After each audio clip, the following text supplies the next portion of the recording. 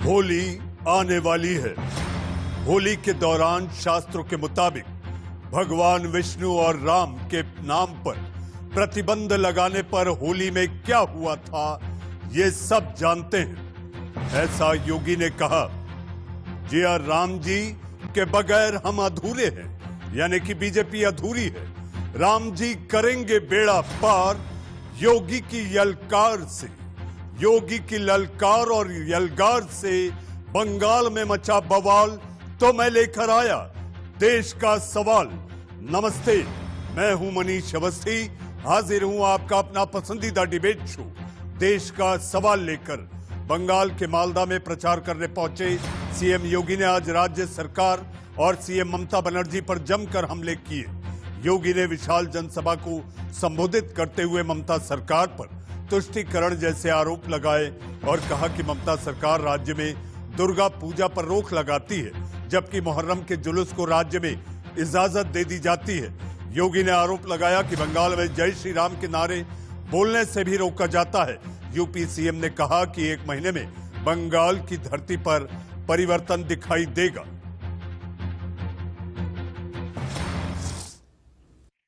नेतृत्व देने वाला, भारत को एक नई दिशा देने वाला बंगाल आज कहां पर है?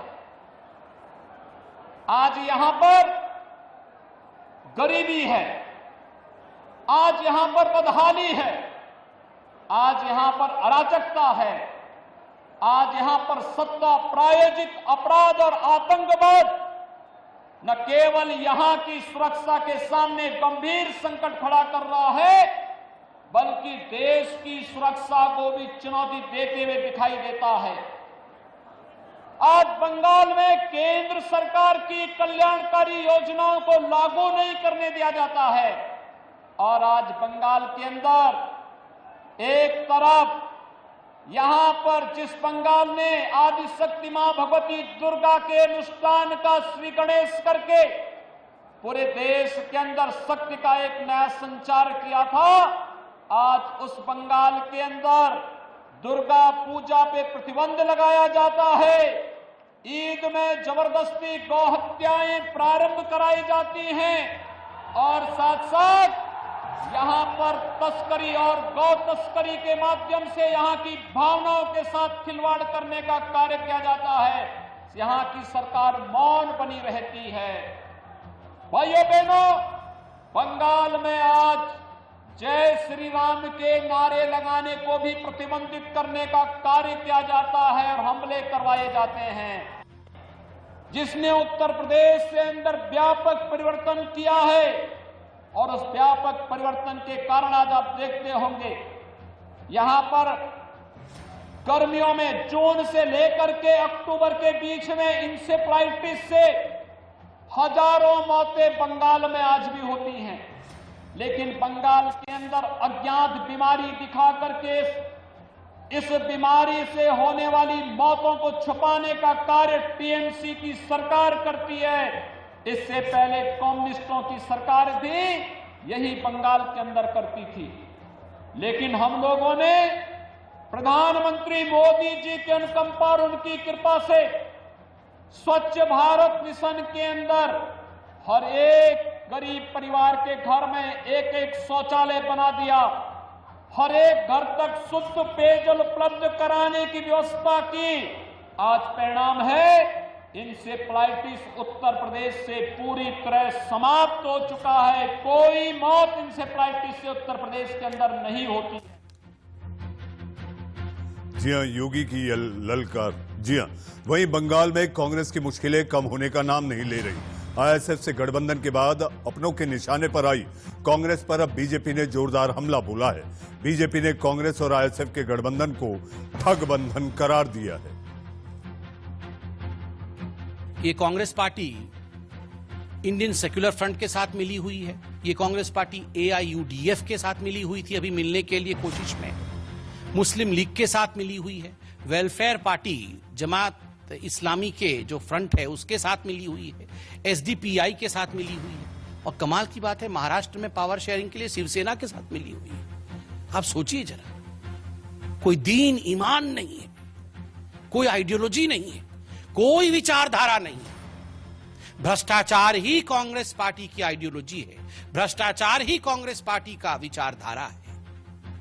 परिवारवाद को बढ़ावा देना यही कांग्रेस पार्टी की आइडियोलॉजी है। जातिवाद ही कांग्रेस पार्टी की विचारधारा है।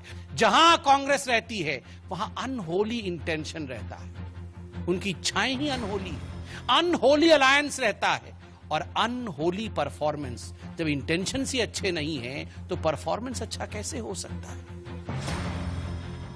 इनको अलायंस से, गठबंधन से कोई मतलब नहीं, इनको गवर्नेंस से कोई मतलब नहीं। इनका उद्देश्य केवल एक है और उनका उद्देश्य है किसी भी प्रकार, चाहे किसी का भी साथ क्यों ना लेना पड़े, कैसे भी करके सत्ता में आ जाना, भ्रष्टाचार फैलाना, दोनों हाथों से मोटा माल इकट्ठा करना, उस राज्य को एटीएम में तब्दील कर देना, पैसा इकट्ठे करने उस राज्य से, और एक परिवार किस प्रकार से आगे बढ़ सके, एक परिवार की महत्वाकांक्षा कैसी पूरी हो सके, केवल और केवल यही उद्देश्य कांग्रेस पार्टी और गांधी परिवार का है। अपने प्रासंगिकता को बनाए रखने के लिए, अपने रेलेवेंस को बनाए रखने के लिए कांग्रेस आज अलायंस के ऊपर डिपेंडेंट है। तमाम पहले के चुनावों में हमने देखा, चाहे वो बिहार का चुनाव हो, चाहे वो उत्तर प्रदेश का चुनाव हो, इन सभी चुनावों में हमने देखा कि कांग्रेस किस प्रकार अलायंस के माध्यम से, गठबंधन के माध्यम से अपने आप को प्रासंगिक रखने का प्रयास करती है। जो नाव उनकी ऑलरेडी डूब चुकी है, किस प्रकार वो उभरे, इसकी कोशिश में कांग्रेस पार्टी रहती है। यह विषय अलग है कि गठबंधन तो कांग्रेस पार्टी करती है, मगर जहां भी राहुल गांधी जाते हैं और जिस भी पार्टी का स्पर्श कर देते हैं, उसका डूबना तय हो जाता है। डॉक्टर संबित पात्रा के कांग्रेस पर प्रहार। कांग्रेस नेता आनंद शर्मा का बयान, मैंने संगठन के हित में बात कही है।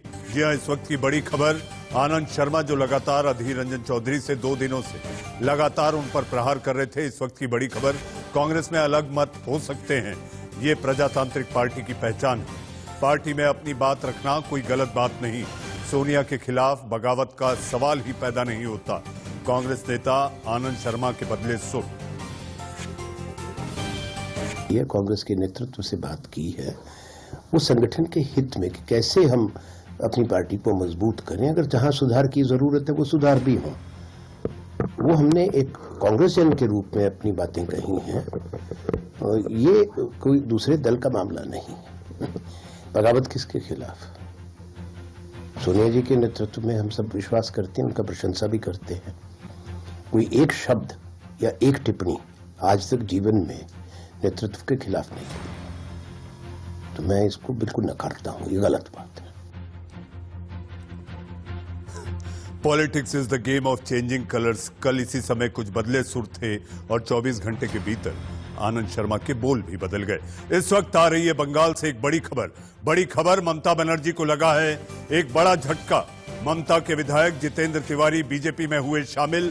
पांडवेश्वर से टीएमसी विधायक है जितेंद्र तिवारी, दिलीप घोष की मौजूदगी में हुए शामिल। जितेंद्र तिवारी लगातार कयास लगाए जा रहे थे और ऐसे में चुनाव आते आते न जाने और कितने नेता टीएमसी के बीजेपी की ओर आ सकते हैं। इसको लेकर कैलाश विजयवर्गीय ने हर वक्त कहा है कि अभी लिस्ट बहुत लंबी है। जितेंद्र तिवारी ममता बनर्जी के ट्रस्टेड लेफ्टिनेंट, जी हां, खासे उनके सिपा सालार आज बीजेपी के हो गए।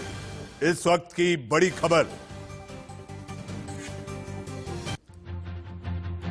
जी हां, बंगाल में चुनाव है जहां पर बवाल है और इसलिए देश का सवाल है।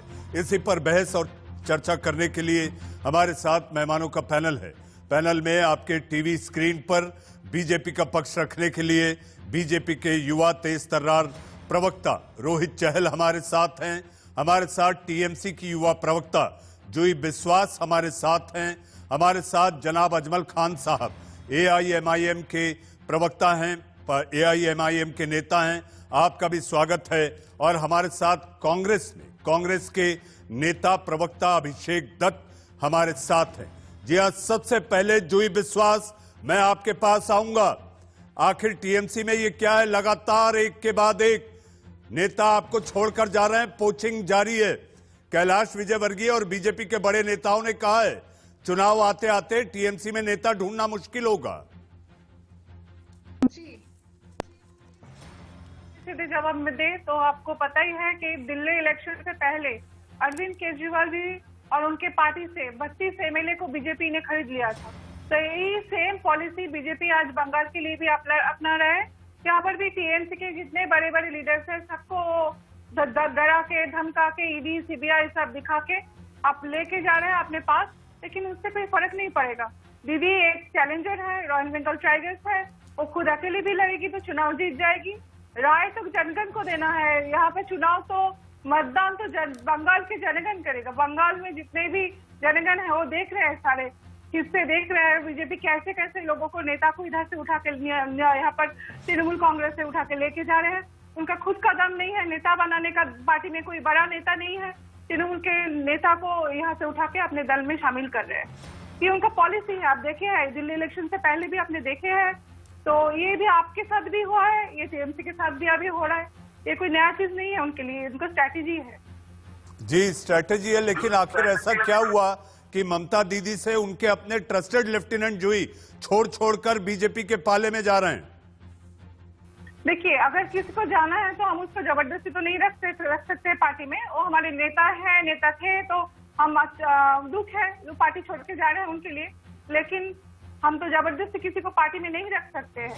हम बोल रहे हैं कि जनगण सब देख रहे हैं, बंगाल में जो जनता है वो सब जानते हैं ये बीजेपी का स्ट्रैटेजी है। उन लोगों के पास सत्ता है, उनके पास पावर है, उनके पास पैसे है, वो नेता खरीद के लेके जा रहा है। ये तो बहुत आसान है, दूसरे दल से नेता को खरीद के ले जाना, एमएलए को खरीद के ले जाना। दीदी की पकड़ कमजोर हो रही है, दीदी की पकड़ कमजोर हो रही है। जूही आपको ऐसा लगता है कि आपके साथ जो नेता थे, आपके अपने पार्टी के नेता थे, उनका धर्म ईमान इतना कमजोर था कि एन चुनाव के पहले वो दीदी का साथ छोड़ के जा रहे हैं?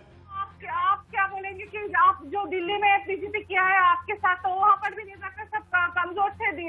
आप केजरीवाल जी भी कमजोर थे, आप वही बोलेंगे? फिर भी जनता तो राय केजरीवाल जी को दिया है ना दिल्ली में।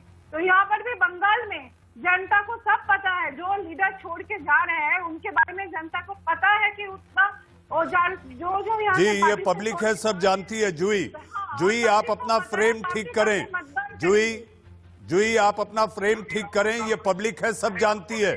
जी हाँ, बदलाव भी होबे, बदलाव भी होबे। जूही मैं आऊंगा आपके पास, हमारे साथ रोहित चहल हैं। रोहित, 2 महीने में बंगाल बदलने वाला है, योगी आदित्यनाथ ने कहा है। क्या होने वाला है बंगाल में 2 महीनों में? देखिए 2 महीने बदलाव होने वाले सब जानती है, पब्लिक जानती है। दीदी कही जिस प्रकार अगर आप चुनाव जो दीदी के हो, इस प्रकार से हमने पूरी तरीके से दीदी देखा से आए हमारे भारतीय जनता पार्टी के 130 से ज्यादा कार्यकर्ताओं की अब तक हत्या। हमने देखा प्रचार के अंदर सिर्फ से लेकर पार्टी तक नहीं, आज इस प्रकार की भुगतानी है पुरानी तक काले के अंदर लिप्त है। हमने देखा स्मगलिंग के अंदर, सोने की स्मगलिंग में 2019 एयरपोर्ट को उनको डिटेक्ट गया। जिस प्रकार से लगातार भ्रष्टाचार किया हम लोग, इकोनॉमी हो चाहे हमने देखा हर फैसिलिटी के तरीके से गई। भारत का नहीं वहाँ पे लागू होने चाहिए, किसानों को किसान सम्मान भी मोदी जी देना चाहते, लागू नहीं होने चाहिए। लेकिन हाँ, ममता जी बात जरूर हुई है, मुझे लगता है जूही जी बताना, ममता जी पास पॉलिटिकल वायलेंस, ममता जी बात हुई है जिस प्रकार के तुष्टीकरण के अंदर के परिकाष्ठा आज ममता जी वहां पर कर रही है। जिस प्रकार हमने देखा क्या जय श्री राम पर रोक, ममता जी छुपड़े उधेड़ दूंगे। हमने देखा माँ दुर्गा के विसर्जन पर वहां पर रोक लगाते जाते, लेकिन मुहर्रम के जुलूस निकलता उसके परमिशन ममता जी कोर्ट में जाना पड़ता हम दुर्गा पूजा के लिए। हमने देखा सरस्वती पूजा पे वहां पर रोक लगाई जा रही है। और इतना ही नहीं, हमने देखा उनके मंत्री जो क्या नाम है उनका, हकीम, जो भैया अब इस्तीफा देंगे, मतलब 56,000 मौलवी जो नमाज अदा करते हैं उनको वो इस्तीफा दे रहे हैं, कुछ किसी पुजारियों को नहीं दे रहे, लेकिन वो की क्या तो कर रहे हैं, लेकिन वहां जनता जवाब दे सब जानती है। और इसीलिए जो लगता है दीदी रेजिग्नेशन कलेक्शन सेंटर खोल देना चाहिए, तरीके से एक पत्र चल रही है, सारे विधायक उनके नेता छोड़ के और दीदी बस यही पार्टी के अंदर टेबल। रोहित चहल, मैं आपके पास आऊंगा और मैं चाहूंगा कि आप थोड़ा अपना कनेक्शन रेंज देखें, क्योंकि आपकी आवाज डिस्टॉर्टेड आ रही थी। मैं आपके पास फिर लौटूंगा। रोहित, हमारे साथ अभिषेक दत्त हैं। अभिषेक जी, कांग्रेस बनाम कांग्रेस एंड चुनाव के पहले आखिर पार्टी में ये क्या हो रहा है? देखिए, आज जो बड़ा सबसे मुद्दा है वो है बंगाल का मुद्दा। जिस तरीके से बंगाल में पिछले कई महीनों से भारतीय जनता पार्टी के बड़े बड़े नेताओं का जाना, टीएमसी के साथ रोडों पे लड़ाई झगड़ा होना, अधिकारियों पे मारपीट, लोगों का मारा जाना, मुझे लगता है बंगाल की जनता पिछले एक साल से इन दोनों शासनों से, भले वो वहां की प्रदेश की सरकार हो वरना केंद्र सरकार हो, जिस तरीके से बंगाल का चुनाव इन लोगों ने घुमाने की कोशिश करी है, दंगे, कम्युनल हेटरेट, मुझे लगता है बंगाल की जनता इस बार बहुत बड़ा जवाब इन दोनों पॉलिटिकल पार्टीज को देने वाली है। पिछले एक साल से एक भी अच्छा कार्य बंगाल की जनता के साथ नहीं हुआ। आए दिन न्यूज छपती है, बड़े बड़े नेता जाते हैं, जहां नेता जाते हैं वहां दंगा होता है। मुझे समझ नहीं आता, एक बंगाल जो आगे बढ़ने की बात कर रहा है, एक बंगाल का युवा जिसने ममता जी को बहुत बड़ा वहां पे उन्होंने बहुमत दिया, आज वो क्या देखता है? आए दिन उनके विधायक जिनको बड़े बड़े ईडीओ के नोटिस दिए जाते हैं, बाद में भारतीय जनता पार्टी ज्वाइन करते हुए एकदम ठीक हो जाते हैं। वहां के लोगों ने इनको इसलिए नहीं चुना था कि बंगाल की आज ये हालत हो, उन्होंने एक होप के साथ चुना था कि बंगाल शायद सुधर पाए, परंतु ये बंगाल के लोगों की भूल थी। और मुझे लगता है आने वाले 2 महीने में, जैसे योगी आदित्यनाथ जी ने कहा है, मैं उनकी बात को आगे बढ़ाना चाहता हूँ। भाई अभिषेक, मेरा सवाल क्या था, आपने जवाब क्या दिया? ठीक है, चुनाव का माहौल है, बंगाल पर हमारी चर्चा है। मैंने तो आपसे शुरू किया था, क्या बंगाल चुनाव के ऐन पहले आपकी पार्टी में कांग्रेस बनाम कांग्रेस चल रहा है? देखिए, आप एक चीज को समझिएगा, कांग्रेस पार्टी के अंदर लोग अपनी बातें बहुत स्पष्टता से रखते हैं। मेरे को कहीं ना कहीं लगता है बहुत अच्छा डेमोक्रेटिक फोरम है जहां कोई व्यक्ति अपनी बात रख सकता है सामने। मीडिया का उसका गलत तरीके से दर्शाना, ये मीडिया के ऊपर है। अगर आपने कहा होता कि कांग्रेस का बंगाल के लिए क्या स्ट्रेटेजी है, किस तरीके से चुनाव लड़ने जा रहे हैं, किस तरीके से वहां के लोग परेशान, आप खुद सोचिए। मंत्री जिसके ऊपर बड़े बड़े शारदा केसेस के नोटिस दिए जाते हैं, पार्टी छोड़ता तो ठीक हो जाता है। आपको नहीं लगता बंगाल के लोग ये देख रहे हैं किस तरीके से बंगाल के लोगों का विश्वास तोड़ा जा रहा है? अभिषेक जी, मैं आपको साफ करना चाहूंगा। अभिषेक जी, आपने कहा कि ये मीडिया को लगता है कि ये बड़ी समस्या है कांग्रेस की। ये समस्या इसलिए है क्योंकि आप ही के नेता आकर बयान दे रहे हैं, और मीडिया का काम है जब नेता बयान दे, और जिसका सरोकार अगर सीधे आम जनता से आपके अपने पार्टी के नेता अधीर रंजन चौधरी और आनंद शर्मा के बीच पिछले 24 घंटों के भीतर क्या ट्वीट वार हुआ, क्या किस तरह से अलग अलग बाइट्स दी गई। अगर अभिषेक जी, अगर मेरा ये सवाल पूछने का भी अधिकार, हक और दायित्व नहीं रहता, तो आखिर मीडिया को क्या करना, इसके लिए हमें क्लास लेनी होगी। जो दोनों नेताओं के आपने नाम बोले हैं, उन दोनों की पर्सनल राय है जो उन्होंने सामने रखी। कांग्रेस पार्टी की तरफ से कोई भी इस पे बयान नहीं आया। मैं कांग्रेस पार्टी का प्रवक्ता हूं, मैं इन दोनों नेताओं का प्रवक्ता नहीं हूं। शायद ये सवाल अगर आपने थोड़ी देर पहले आनंद शर्मा जी से पूछा, उन्होंने अपना स्पष्टीकरण दिया। कांग्रेस पार्टी का प्रवक्ता होने के नाते मैं कांग्रेस पार्टी की विचारधारा और बातें सामने रख सकता हूं। कोई नेता किसी के लिए क्या कहता है उनसे तो आप पूछ रहे। आपने अधीर रंजन चौधरी से भी पूछा, आपने आनंद शर्मा जी से भी पूछा, और दोनों आपने प्ले करा सामने। अब मुझे बताइए, बंगाल के ऊपर बात करते हैं, बंगाल में क्राइम रेट क्यों बढ़ रहा है सामने, बंगाल के लोग परेशान क्यों, आए दिन वहां पे मौतें क्यों होती है, वर्कर्स को क्यों पीटा जाता है, पुलिस के सामने लाठीचार्ज कैसे हो जाता है, कैसे बम गोले बंगाल में फट जाते हैं, क्या इस पर हम बात करने के लिए नहीं बैठे? नहीं, एक बात अभिषेक जी, आपने ठीक बात कही। कांग्रेस की क्या रणनीति है वहां को लेकर बात करते हैं। कांग्रेस की रणनीति को लेकर ही आनंद शर्मा ने प्रहार किया था अधीर रंजन चौधरी में, और ऐसे में कई कार्यकर्ता और नेता पिछले 24 घंटों में हमारी उनसे बात हुई, वो अधर में दिखाई दे रहे थे कि आखिर अब करे तो करे क्या, जब पार्टी के 2 वरिष्ठ नेता इस तरह से आपस में भिड़ जाएं तो ये कांग्रेस बनाम कांग्रेस हो जाता है। ऐसे में कार्यकर्ता और नेता ये नहीं समझ पा रहे थे कि अब आगे होगा क्या, क्योंकि राहुल जी का जो फोकस है वो दक्षिण में दिखाई दे रहा है। अब आप बता दीजिए कि कांग्रेस का फोकस बंगाल को लेकर क्या है? अभिषेक जी, देखिए, बहुत स्पष्टता के साथ कांग्रेस पार्टी की, अगर आपने 2 दिन पहले की रैली देखी होगी, लाखों की संख्या में उसके अंदर बंगाल के लोग आए, और वो कोई बाहर से चार्टर्ड प्लेन से बुलाए हुए लोग नहीं थे। बंगाल की परेशान जनता थी, जो बंगाल में जिस तरीके से अत्याचार, जिस तरीके से बम बारूद गोले फट रहे हैं, लोगों को मारा जा रहा है, पुलिस के सामने पिटाई करी जा रही है, नेताओं को मारा जा रहा है, उनके माँ बाप को मारा जा रहा है, केसेस हो रहे हैं, वो परेशान जनता सामने आई थी, जो कहीं ना कहीं 2 महीने बाद परेशानी का जो लोकतंत्र का सबसे जरूरी और अहम मुद्दा है चुनाव, उसमें बटन दबा के आपको उसका जवाब भी देगी। जी अभिषेक जी, हमारे साथ अजमल खान साहब भी है, लेकिन रोहित आपकी किसी बात का जवाब देना चाहते हैं। रोहित आप जवाब दें तो मैं अजमल साहब के पास चलूं, और जूही की भी उंगली उठी है। जूही मैं आपके पास आऊंगा, क्योंकि योगी ने यह तक कहा है कि टीएमसी के गुंडे चुनाव बाद, नतीजों बाद तख्ती बांध कर घूमेंगे, जी हाँ, जीवन की भीख मांगेंगे। मैं इसका भी आपसे जवाब पूछूंगा, और रोहित से भी। रोहित आप अभिषेक की बात पर जवाब दें अपना। मनीष जी, मुझे लगता है देखिए अभिषेक जी मुझसे बड़े हैं और बड़े टाइम लगता है, लेकिन अगर पढ़ लेते कांग्रेस पार्टी का 26 महिलाएं अध्यक्ष बना बैठे, जो लोकतंत्र की बात करें, बहुत अच्छी बात। G24 की एक रैली हुई जम्मू के अंदर, उनके बड़े शीर्ष नेता जो बड़े नेता है, शायद उनको ये चर्चा करना चाहते, कोई बात नहीं देख आज का लोकतंत्र है। लेकिन विषय जो है पश्चिम बंगाल में हम चर्चा कर रहे हैं, पश्चिम बंगाल के अंदर ही 54,000 से ज्यादा मुझे लगता है कि हत्याएं हुई वामपंथियों और कम्युनिस्टों के रेजिम के अंदर, और मैक्सिमम उसमें शायद कांग्रेस के लोग थे, कार्यकर्ता थे।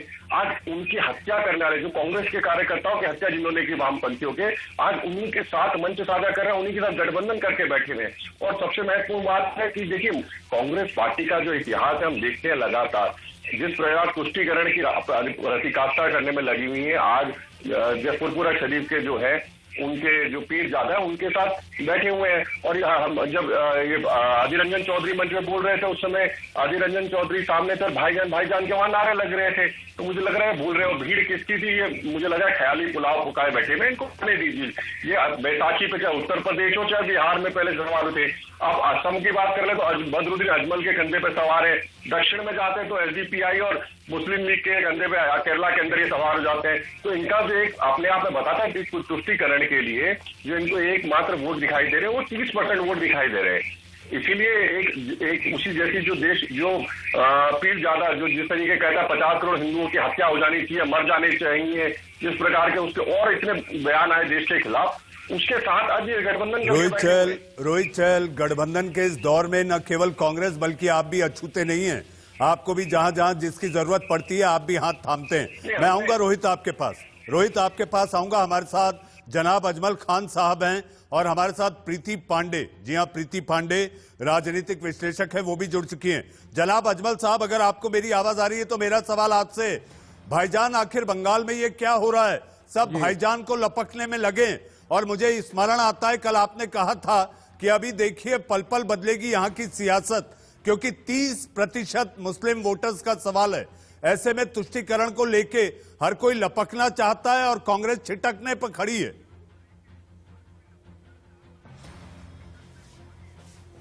देखिए, अब कांग्रेस की बात करना मेरे ख्याल से बेमानी है। आप देख रहे हैं कि किस तरह से उनके स्टेटमेंट कल क्या था, आज क्या था। वो उनका अपना मामला है, पार्टी के अंदर जो कुछ भी हो रहा है, और कांग्रेस राजनीतिक तौर पर जहां पर पहुंच गई है उस पर भी मैं टिप्पणी करना जरूरी नहीं समझता। लेकिन रहा सवाल ये कि इलेक्शन है, लोगों को सबसे जो चीज़ दिखाई देती है कि किस तरह से जो वहां पर एक मुस्लिम समुदाय के लोग हैं उनको अट्रैक्ट किया जाए, उसके लिए ये सारी कहानी चल रही है। कांग्रेस और सीपीएम का जो झगड़ा था उसके बाद भी मैंने कल भी ये बात कहा था कि कांग्रेस को हराकर सीपीएम पावर में आई थी और आज उनके साथ गठबंधन कर रहे हैं, दोनों हाशिए पर पहुंच गए हैं। इनकी कभी भी क्लियर कट कोई पॉलिसी नहीं रही है। भाई तुष्टीकरण का काहे का इल्जाम लगता है? अगर मैं आज आप योगी जी का आज स्टेटमेंट आप देख लीजिए, जो कुछ भी वो बोले हैं, और अगर मैं उन्होंने एक हिंदू वाहिनी बनाई थी, हिंदू वाहिनी के वो सर्वे सर्वा थे, और उनके स्टेटमेंट उस वक्त के गिना दूं तो ये क्या कर रहे हैं? यही तो नफरत फैला रहे हैं। यही तो मैंने कल भी कहा था, आज भी कहा था। उसी नफरत की राजनीति पर आप दूसरी चीज देखिए, अपने को सबसे बड़ी पार्टी कहने वाले लोग 1982 से लगातार इलेक्शन लड़ते रहे। कब खाता खुला? कभी 2 वोट, कभी 3 वोट, कभी 4%, कभी 5%। पहली बार ये कब जीते इलेक्शन? 3 सीट कब मिली इन्हें? उसके पहले तक कहां थे? इलेक्शन लड़ रहे थे। आखिर सेंटर में जो पावर में आए, जो उस चीजों का दुरुपयोग किया और वहां पहुंचकर आरएसएस के लोग जो काम कर रहे हैं वही आ रहा, वही बातें आज योगी जी ने कही है। योगी जी ने कोई नई बात कही क्या? अब अपने यहाँ आज ही उत्तर प्रदेश की क्या हालत है वहां बता रहे हैं। जनाब अजमल साहब, कहीं आपके पार्टी के नेता को रैली करने की इजाजत नहीं मिल रही है तो ऐसा लगता है कि आप नाराज हैं, थोड़े से जले भुने हुए हैं। अजमल साहब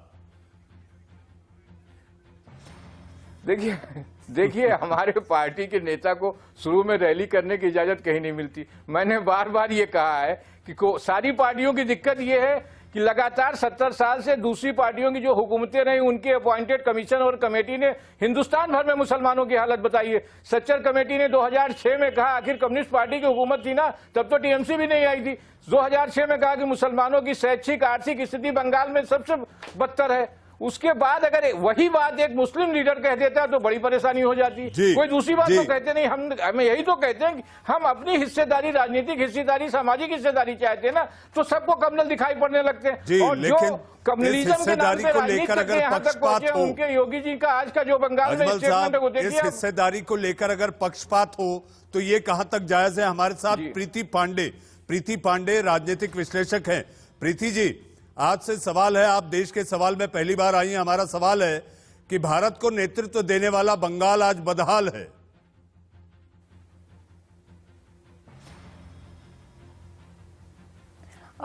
मनीष जी, बहुत देखिए, I am not from any of the political parties, तो एक बात बहुत स्पष्ट रूप से कहूंगी कि देश से बड़ा कुछ भी नहीं है। अगर देश है तो ये सारी पॉलिटिकल पार्टीज हैं, चाहे वो बीजेपी हो, टीएमसी हो, कांग्रेस हो, कुछ भी है। बंगाल के चुनाव में सबसे महत्वपूर्ण बात जो है वो नेशनल सिक्योरिटी की है। आज जो हालत जिस तरह से आपने कश्मीर में देखा है कि पिछले 70 सालों में जिस तरह से कश्मीर में किस तरीके से घुसपैठियों को, आतंकवादियों को एक रास्ते से अंदर ला के घुसा के और देश में एक एंटी नेशनल्स की एक बहुत बड़ी विंग इकट्ठा की गई है, बहुत बहुत मजबूत किया गया है। कहीं ना कहीं बंगाल में भी भले टीएमसी के नेता नहीं मानेंगे, मौलाना साहब नहीं मानेंगे और सारे लोग जो वहां पे हैं वो नहीं मानेंगे, लेकिन मैं आपको बता दूं कि बंगाल की स्थिति इतनी खराब है कि अगर बंगाल पे जो सेंट्रल के लोग हैं, जो केंद्र सरकार है, जो हमारी होम मिनिस्ट्री है, अगर उन्होंने कंट्रोल नहीं किया मनीष जी, तो बहुत बुरी हालत होगी, शायद कश्मीर से भी ज्यादा होगी। और एक चीज और, ये जो चुनाव होने वाला है ये करो और मरो है, बीजेपी के लिए भी और टीएमसी के लिए भी। और इसके अलावा तो मुझे लगता है कि जितनी पॉलिटिकल पार्टीज है, मुझे लगता है कोई वहां पे मैदान में ही नहीं है। लेकिन अगर टीएमसी को इस बार बहुत सारे ऐसे समर्थन मिलेंगे, बहुत सारे ऐसे गुटों का, एंटी नेशनल्स का समर्थन वहां मिलेगा जो पूरे देश में दंगे में जिनका हाथ रहता है। ये मैं नहीं कह रही हूं, ये आईबी की रिपोर्ट कहती है। अभी आपने देखा होगा कि 10 दिन पहले ही एक आतंकी संगठन, अगर मैं गलत नहीं हूं तो शायद कोई पाकिस्तान का एक आतंकी संगठन है जिसके 20 लोग बंगाल की धरती से अपना संगठन चला रहे थे। तो वहां की एलआईयू यूनिट क्या करती है, वहां की स्टेट जो इंटेलिजेंस है वो क्या करती है, वहां सरकार क्या कर रही है। तो मेरा सबसे बड़ा कंसर्न नेशनल सिक्योरिटी है। दूसरे कंसर्न पे हम आएंगे तो अगर आप हेल्थ की बात लीजिएगा तो वो केंद्र सरकार की वो योजनाएं, केंद्र सरकार में कोई होता, बीजेपी है तो भी, कल कांग्रेस रहती तो भी, वो योजनाएं बंगाल में नहीं जाने देना, वहां के आम जनता को इससे परेशान करना कि केंद्र की योजनाएं, क्योंकि वो मोदी जी की योजना है इसलिए बंगाल में नहीं आने देना, ये बहुत ही गलत चीजें पिछले कई सालों में हुई हैं। और आपको पता ही होगा कि ह्यूमन ट्रैफिकिंग में भी बंगाल में बहुत बड़ा कीर्तिमान स्थापित किया ह्यूमन ट्रैफिकिंग में भी। ममता दीदी भी लगातार कर रही हैं और ये बात अपनी पहुंचाने के लिए वो तो ई बाइक तक पर निकल पड़ी हैं, क्योंकि मामला चुनाव का है। अब वक्त है सुर्खियां। बीजेपी से रोहित चहल, कांग्रेस से अभिषेक दत्त, एआईएमआईएम के प्रवक्ता जनाब अजमल खान साहब हमारे साथ, टीएमसी की प्रवक्ता जी हां जूही बिस्वास और प्रीति पांडे राजनीतिक विश्लेषक हमारे साथ हैं। रोहित चहल, आज योगी आदित्यनाथ ने एक और बात कही और हम चाहेंगे कि इसको आप समझाएं, और क्या ये यूपी से संदेश लेकर गए थे कि जिस तरह से यूपी में गुंडों के एनकाउंटर होते हैं, योगी आदित्यनाथ ने कहा है कि चुनाव के नतीजों के बाद टीएमसी के गुंडे गले में तख्ती बांध कर घूमेंगे और जीवन की भीख मांगेंगे। जरा समझाइएगा, ये क्या कहना चाहते थे योगी जी? बिल्कुल सही। जब आप प्रदेश की अगर बात करें, जब समाजवादी का राज था, गुंडा राज वहां पर चलता था। आज वहां पे जो गुंडे हैं वो पूरी तरीके से गुंडा राज वहां पे खत्म हो चुका है। और आज कोई भी हो, चाहे उत्तर प्रदेश के अंदर, कोई भी नहीं चाहता कि पुलिस के हाथ चढ़े, क्योंकि उनको पता है कि या तो उसका एनकाउंटर होगा या वो भाग जाएगा, उत्तर प्रदेश से भाग।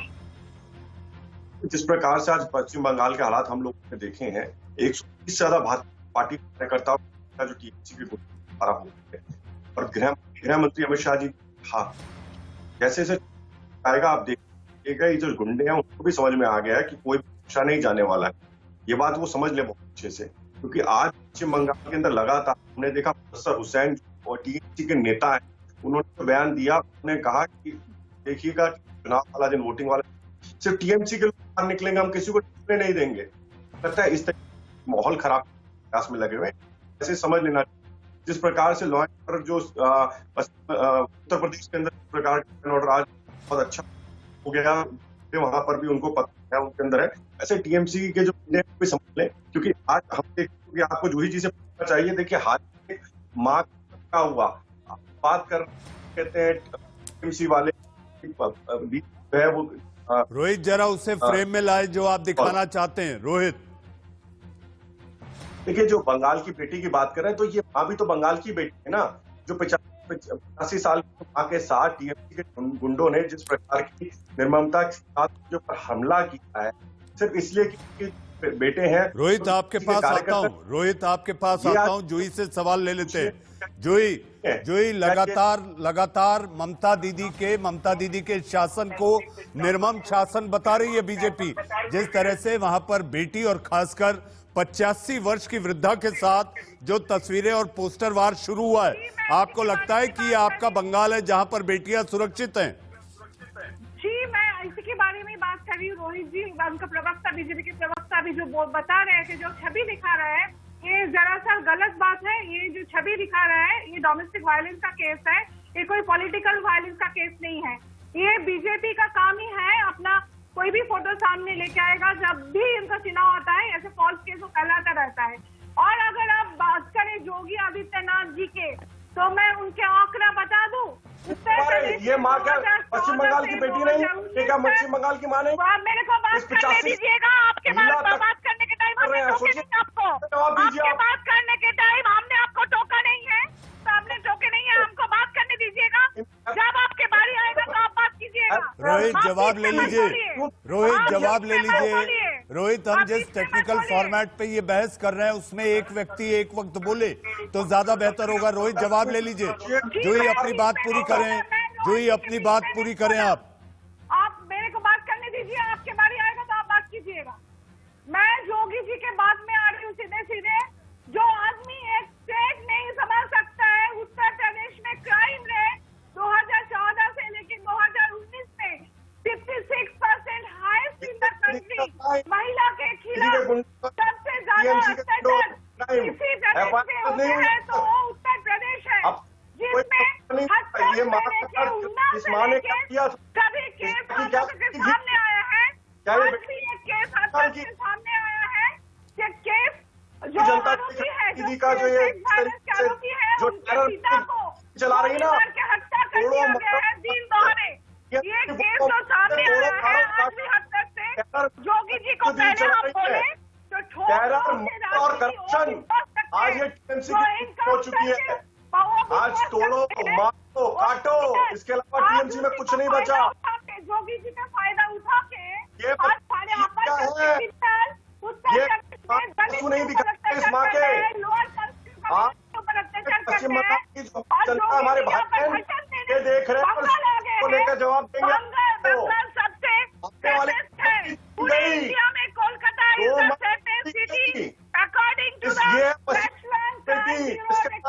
जिसको मारा है ये सेंट्रल गवर्नमेंट का आंकड़ा है। रोहित जी आप जान लीजिए, ये गलत छवि दिखा के आप देश को गुमराह कर रहे हैं, आप देशवासी को गुमराह कर रहे हैं। मनीष जी से पूछिए कोई अखबार दर्ज क्यों नहीं, गिरफ्तार क्यों नहीं किया गया? दीदी को जो भी यहाँ पर बोल रहे हैं लाभ जिहाद के बारे में, या महिला की सुरक्षा के बारे में, पहले उनको जूही जी देंगे। नहीं है, अभी भी बेटी नहीं है क्या? ये 50 की जो माँ है, योगी जी के खिलाफ 16 केस है। इनके बेटे हैं वो टीएमसी के गुंडे क्योंकि बीजेपी से लेके जो गवर्नमेंट 2007 में आने के बाद सारे केस बीजेपी ने विड्रॉ कर लिया है। 16 केस अभी भी जो कार्यकर्ता होती है 100 में बटन तक नहीं करते आप लोग। हुआ है उसमें टीएमसी गुंडों एक विधायक को लटकाते आता है फांसी पे। 16 केस चल रहा है, उसको केस का क्या हुआ है? आज आप केस का क्या हुआ है? अगला पिछले को लाना पड़ रहा है अपने वोट बैंक बढ़ाने के लिए, और कह रहे हैं 56,000 जो इमाम है, जो नमाज पढ़ने वाले हैं, उनको कह रहे हैं वजीफा देंगे, सेफ्टी दे रहे हैं उनको भी है। अरे शर्म आनी चाहिए। आप लोग बोलिए जोई जी जय श्री राम, बोलिए जय श्री राम। दुर्गा को रोक लगा, सरस्वती पूजा में आप लोग रोक लगा रहे हैं, रामनवमी के जुलूस पर रोक लगा रहे हैं, आप लोग हनुमान जयंती पर रोक लगा रहे हैं। ला इलाहा इल्लल्लाह, क्या अल्लाह अकबर जो बोल रहा है उसमें आपको दिक्कत नहीं है? अरे बोलवाइए ना, जिसको बोलना अल्लाह अकबर बोले, हमें कोई दिक्कत नहीं, लेकिन जय श्री राम बोलने में दिक्कत हो रही है। रोहित चहल जूही विश्वास, आप लोगों की ये बहस और चर्चा चलती रहेगी। इस वक्त आ रही है एक बड़ी खबर। संयुक्त किसान मोर्चे ने एक बड़ा बयान जारी किया है। चुनावी राज्यों में किसान मोर्चा अपनी टीम भेजेगा, बीजेपी को हराने की अपील करेगा किसान मोर्चा। इस वक्त की बड़ी खबर, जी हाँ, वोट करने की अपील जो बीजेपी को हरा सकती है। किसान अब वोट की चोट करेंगे। इस वक्त की बड़ी खबर, बीजेपी सिर्फ कुर्सी की भाषा समझती है। 5 मार्च को कर्नाटक से एमएसपी दिलाओ अभियान की शुरुआत भी होगी। इस वक्त की बड़ी खबर,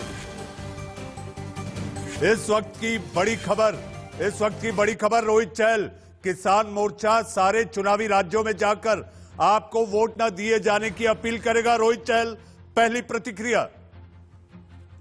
देखिए, मुझे लगता है कि ये वो लोग हैं योगेंद्र यादव जैसे, जो कभी आम आदमी पार्टी को करते थे, वो लोग जिन्होंने अपनी खुद की स्वराज पार्टी बनाई। हमने आप मनीष जी अच्छे से जानते हैं, और किस तरीके जब लोगों के योगेंद्र यादव पार्टी का सुपर के अंदर हमने देखा। और आप एमएसपी की कर रहे हैं, आज और खरीद एमएसपी के अंदर 1.5 गुना लेके 2 गुना तक एमएसपी मिला है लोगों को।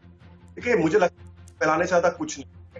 भारत सरकार जो है खुले मन से बातचीत करने को तैयार बैठी है, लेकिन इसका मोटिव जो है सिर्फ राजनीतिक। हमने देखा आज मंच पे कौन लोग दिखाई दे रहे हैं। देखिए, मंच आला माइक और जिस तरीके दिख रहे हैं, लगातार लोग आ रहे हैं, आम आदमी पार्टी के लोग वहां आ रहे हैं, आरएलडी के लोग आ रहे हैं, को माइक दे रहे हैं, माला भी दे रहे हैं।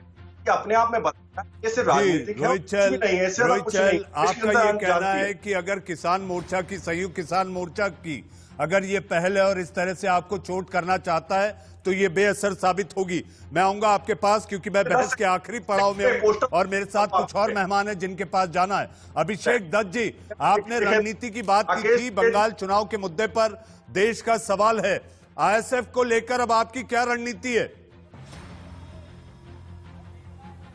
ये नहीं समझ आता, नागपुर के अंदर भारतीय जनता पार्टी निगम के चुनाव में 2 सीट कम पड़ने से मुस्लिम लीग से सपोर्ट लेती है। 2015 में पीडीपी के अध्यक्ष मोदी साहब के सामने आतंकवादियों को धन्यवाद करते हैं कि आपकी वजह से यहां चुनाव हो पाया। अटल बिहारी वाजपेयी जी सीपीआईएम के साथ मिलकर विश्वनाथ जी की सरकार चलाते हैं, तो ये सब लोग ठीक हो जाते हैं। परंतु जब ये बीजेपी के विपक्ष में जाते हैं तो ये लोग गलत हो जाते हैं। अगर भारतीय जनता पार्टी में आओ तो ठीक है, भारतीय जनता पार्टी के पास जाओ तो गलत है। और केवल किसान ही नहीं, बेरोजगार युवा, महंगे डीजल पेट्रोल के प्राइस, कमर तोड़ महंगाई, और जिस तरीके से अभी भारतीय जनता पार्टी के प्रवक्ता और टीएमसी की जो प्रवक्ता है इस विषय में बहस कर रही थी कि क्राइम रेट ज्यादा कहां है, औरतों के साथ अत्याचार ज्यादा कहां हो रहा है, बलात्कार किस स्टेट में ज्यादा हो रहा है। क्या आप आंकड़ों पे बहस करके ये बताना चाहते हैं कि उत्तर प्रदेश में ज्यादा बच्चियों को मारा जा रहा है, वेस्ट बंगाल में कम मारा जा रहा है? क्या ये मुद्दा है आपके डेवलपमेंट का? और ये चीज भारतीय जनता पार्टी की और टीएमसी की, वेस्ट बंगाल की जनता के सामने है। मुद्दा इन्होंने क्या बना दिया है कि योगी आदित्यनाथ जी के यहाँ पे ज्यादा मर्डर होते हैं, टीएमसी के अंदर माताओं को मारा जाता है, जरूर मारा जाता है। अभिषेक जी, कांग्रेस कहाँ है? मैं आपसे ये पूछ रहा हूँ कि कांग्रेस कहाँ है? आप मुद्दे पे बात, अगर आप मुस्लिम लीग से नागपुर के अंदर जैन आरएसएस की मेन शाखा है, आप उनसे समर्थन लेके अपने निगम की वहां पे सरकार बनाते हो तो मुस्लिम लीग ठीक है। अगर आप अपने मन से सीपीआईएम का उपयोग करके विश्वनाथ जी की सरकार चलाते हो तो वो ठीक है, परंतु जब वो आपका विरोध करेंगे तो वो गलत है। मतलब अगर आपके साथ है तो देश की सेवा कर रहे हैं, आपके विरोध में जाएंगे तो देश विरोधी बन गए। ये आपकी सरकार है। और मैं आपको फिर से स्पष्ट तरीके से बताना चाहता हूं, मुद्दा भटकाने की बात मत कीजिए, मुद्दे पे साफ रह के बात करिए कि आज बढ़ते पेट्रोल और डीजल के रेट, आप क्रूड ऑयल का रेट चेक करिए, वेस्ट बंगाल में क्या रेट है पेट्रोल डीजल का, ये चेक करिए। स्टेट गवर्नमेंट और सेंट्रल गवर्नमेंट क्यों इतने बड़े बड़े टैक्स वेस्ट बंगाल और पूरे देश में लगा रही है, इसमें मुद्दा है। अभिषेक जी सूत्रों के हवाले से खबर है, अभिषेक जी सूत्रों के हवाले से खबर है कि कुछ दिनों में ये रेट कम होने वाले हैं। अभिषेक जी सूत्रों के हवाले से खबर है कुछ दिनों में ये रेट कम होने वाले। मैं आऊंगा आपके पास, हमारे साथ अजमल खान साहब हैं। ज्यादा चुनाव आ रहे हैं, बाबा रेट कम होंगे और उसके बाद क्या होगा? कितने लाखों करोड़ रुपए इन सरकारों ने केवल एक्साइज के नाम पे लोगों से कमाया। मैं आता हूं आपके पास। अभिषेक जी बहुत सारी उंगलियां उठ रही हैं और मुझे कुछ और मेहमानों के पास भी जाना है। अजमल खान साहब, योगी जी ने आज कहते कहते ये भी कह दिया गो तस्करों और रामद्रोहियों की खैर नहीं। नतीजों के बाद अगर 2 महीने में बंगाल में बदलाव आया तो रामद्रोही बचेंगे नहीं।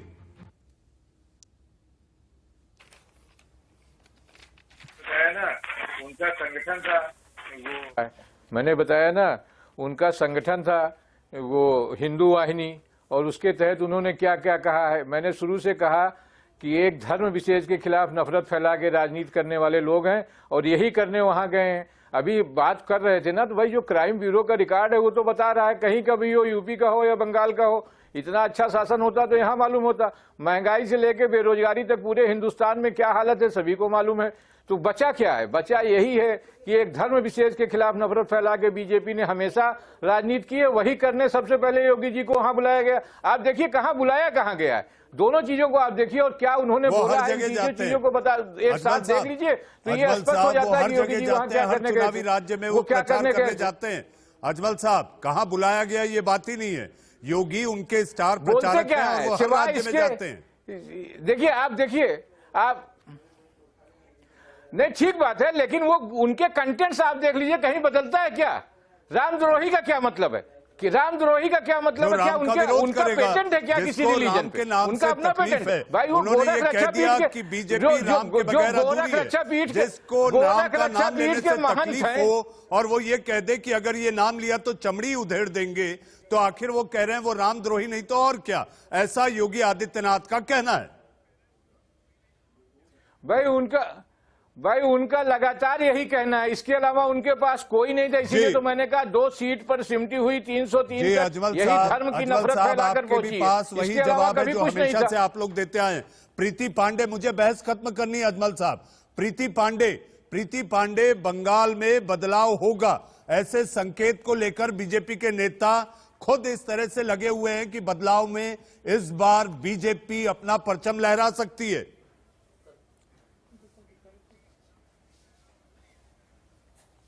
मनीष जी देखिए, बीजेपी कांग्रेस में मैंने आपको यही कहा कि एज ए एक्टिविस्ट के तौर पे मैं आपको एक बात जरूर कहूंगी, क्योंकि अभी अभिषेक दत्त जी भी बोल रहे थे जब कांग्रेस की सरकार थी तो 1992 में रॉ ने अपना एक रिपोर्ट दिया भारत सरकार को, और 2012 में फिर आईबी ने अपनी एक रिपोर्ट दी।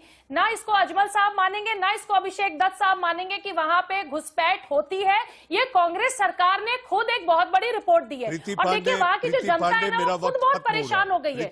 मैं ये कह रही हूँ कि अगर वहां पे बीजेपी कांग्रेस सपा की लड़ाई आप लड़ते रहिए, लेकिन आप एंटी नेशनल्स को देश में मत घुसाइए।